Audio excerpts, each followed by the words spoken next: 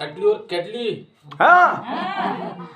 कॅटलीत दवडी, दवडीत भाकर, सविताचं नाव घेऊन तुम्हाला वाटतं साखर. आजपर्यंत तुम्ही अनेक लव्ह स्टोरी पाहिल्या असतील, पण अमरावतीमधील एका भन्नाट लव्ह स्टोरीची सध्या सर्वत्र चर्चा आहे. येथील सरपंच आणि उपसरपंच यांनीच लग्नगाठ बांधली आहे. आम्ही शिक्षणासोबत जवळजवळ 10 वर्ष होत आहे सोबतच होतो आणि आमची सामाजिक कार्य शाळेमध्ये चालूच होते.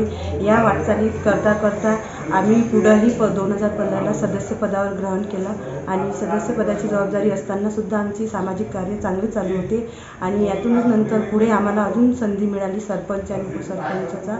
तर आणि गावकऱ्यांचा निर्णय घेऊन आणि पुढील या वाटचालीचा निर्णय घेऊन आम्ही दोघांनी हा निर्णय आज लग्न करण्याचा घेतलेला आहे. गावचा कारभार सांभाळताना हा संसाराचा गाडा साधारण 1 वर्षापूर्वीच त्यांच्यासाठी सुरू झाला आहे. आमच्या गावच्या लोकांनी, वरिष्ठांनी, सर्व मान्यवरांनी सरपंच उपसरपंच या पदावर विराजमान केलं. त्यानंतर असं झालं का वाटचाल पुढे जे कार्याची असते ते करता करता आम्ही अगोदरच ठरवलं होतं की लग्न करायचं आहे, पण थोड्या जबाबदाऱ्या पार करूनच करायचं म्हणून आम्ही निवडणूक झाली, सरपंच पद ग्रहण केलं, उपसरपंच पद ग्रहण केलं आणि नंतर 1 वर्षानंतर हा विवाहाचा निर्णय घेतला.